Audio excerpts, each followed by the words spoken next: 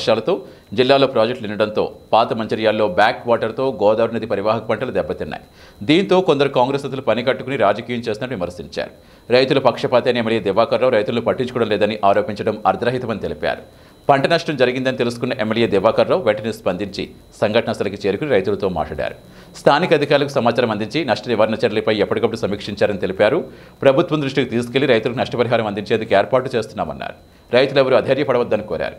ఈ సమావేశంలో DCCB director Yerram Tirupati, TRS ST cell పట్టణ అధ్యక్షులు దుర్గం రాజేష్, టీఆర్ఎస్ నాయకులు తుమ్మల ప్రభాకర్ తదితరులు పాల్గొన్నారు.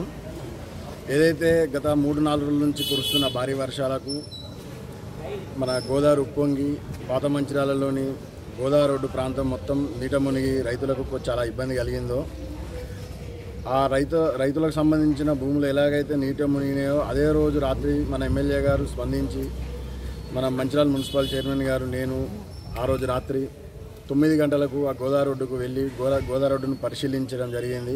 అలాగే మొత్తం దాని గురించి తెలుసుకున్న మన ఎమ్మెల్యే గారు పొద్దున్నే 7 o'clock మన పాత మంచిర్యాల గోదావరి రోడ్డుకు వచ్చి రైతులందరినీ పరామర్శించడం జరిగింది. అలాగే రైతులు ఎలాంటి బాధ చెందిన అవసరం లేదు. ఎవరైతే రైతులకు నీట మునిగి పంట నష్టం జరిగిందో వారందరికీ ప్రభుత్వం తరఫున కంపల్సరీ నష్టపరిహారం అందజేస్తాము. అదే రోజు దివాకర్ రావు సార్తో మన చైర్మన్ గారితో స్థానిక కౌన్సిలర్లతో మేమందరితో ఎవరైతే దానికి ఇరిగేషన్ డిపార్ట్మెంట్ కానీ దానికి సంబంధించిన ప్రభుత్వ అధికారి రెవెన్యూ డిపార్ట్మెంటు మన అగ్రికల్చర్ డిపార్ట్మెంట్ వాళ్ళందరూ వచ్చి దాన్ని మొత్తం చూడడం జరిగింది. దాన్ని సందర్శించి మొత్తం రాసుకోవడం జరిగింది. దానికి సంబంధించి ఎలాంటి నష్టపరిహారమేనని మన రైతులకు కంపల్సరిగా వితిన్ ప్రభుత్వం ద్వారా వితిన్ ఫ్యూ మంత్స్ లోపలనే కంపల్సరీ రైతులకు అందజేయడం జరుగుతుంది. అలాగే కొంతమంది తెలిసి తెలియక ఏమంటున్నారంటే రైతులకు ఈ గవర్నమెంట్ ఏం చేస్తుంది అని అంటారు. రైతులకు గవర్నమెంట్ ఏం చేస్తుంది, అసలు ఈ ప్రభుత్వమే రైతులనే ఒక వెన్నుపూస లెక్క చూసుకుంటుంది.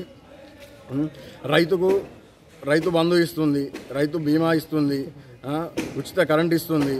ఇవన్నీ తెలియకుండా అన్ని ఇష్టం ఉన్నట్టు మాట్లాడితే మంచిగా ఉండదు. కంపల్సరీ ఒక రైతు కుటుంబంలో అనుకోని పరిస్థితుల్లో ఒక రైతు చనిపోతే వితిన్ 1 week లోపల ఆ రైతుకు సంబంధించిన రైతు బీమా 5 లక్షల రూపాయలు సొంతగా ఎవరైతే ఉంటారో నామినీ వాళ్ళ అకౌంట్లోకి జమ కావడం జరుగుతుంది.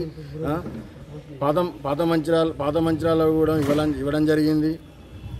ఇలాగే రైతు బంధు ఇప్పుడు ఏ గవర్నమెంట్ ఇస్తుందండి రైతు బంధుకి? కాంగ్రెస్ గవర్నమెంట్. నిన్న వాళ్ళు అన్నారు కాంగ్రెస్ గవర్నమెంట్కి సంబంధించిన రాష్ట్రాలు వేరే రాష్ట్రాలలో అధికారం ఉన్న రాష్ట్రాల్లో రైతు బంధు ఎందరికి ఇస్తున్నారు, రైతులను ఏ ఉద్దేశంగా వాళ్ళను చూస్తున్నారు, రైతులను ఎలా ఆదుకుంటారు వాళ్ళు తెలుసుకొని మాట్లాడాలి. కొంచెం రైతులకు ఎలాంటి ఇబ్బంది జరిగినా కానీ రైతులు కంపల్సరీ రైతులకు టీఆర్ఎస్ గవర్నమెంట్ మేము కంపల్సరీ అందుబాటులో ఉండి వారికి సంబంధించిన ప్రతి ఒక్క రైతుకు కావాల్సిన ప్రతి ఒక్క పరికరం కానీ ప్రతి ఒక్క మందు బస్తా ఏదైనా ఇప్పించడానికి మేము బాగా సిద్ధంగా ఉన్నాము. గవర్నమెంట్ తరపు నుంచి వచ్చే సబ్సిడీలు అన్ని రైతులకు అందిస్తుంది. వారు అవన్నీ తెలుసుకోకుండా మాట్లాడడం అది బాగా తప్పు పద్ధతి. కాంగ్రెస్ నాయకులారా, మీరు ఇంకోసారి ఇలా మా రైతులకు మోసపూరిత మాటలు చెప్పకండి, రైతులను మభ్య పెట్టకండి. రైతులకు ఇప్పుడు ఉన్న పరిస్థితులలో తెలంగాణ వచ్చిన తర్వాత రైతు ఆత్మహత్య చూపెట్టండి. ఫస్ట్ ఒక్క రైతు ఆత్మహత్య చూపెట్టండి. రైతు ఆత్మహత్యలు అనేవి ఆగిపోయినాయి. కారణం రైతును గవర్నమెంట్ ఎట్లా చూసుకుంటారంటే రైతును టీఆర్ఎస్ గవర్నమెంట్ రైతును తన ఇంటి వ్యక్తి లెక్క చూసుకుంటుంది గవర్నమెంట్. టీఆర్ఎస్ గవర్నమెంట్ యూరియాకు ఇంతకుముందు ఉన్న ప్రభుత్వంలో యూరియా కొరత ఉండేవో, డిఏపి కొరత ఉండేవో, 2020 కొరత ఉండే. ఇప్పుడు ఎలాంటి ఎరువులకు కానీ కొరత లేకుండా గవర్నమెంట్ చాలా చూస్తుంది. మీరు రైతులకు మిస్గైడ్ చేసి రైతులను మీరు మైండ్ని మొత్తం ఖరాబ్ చేసి రైతులకు సంబంధించిన వాళ్ళ మైండ్ని మొత్తం గవర్నమెంట్ మీద ఏదో తప్పుడు వ్యతిరేకత చెప్పి వాళ్ళని చేస్తారని చూస్తున్నారు. కానీ ఆత్మహత్య మీరు ఇలాంటి చేసుకుంటే రైతులు ఆత్మహత్య చేసుకునే పరిస్థితి ఉన్నది. రైతు ఆత్మహత్య లేని తెలంగాణను మనం చూస్తున్నాం. ఇక ముందు కూడా అలాగే చూడాలని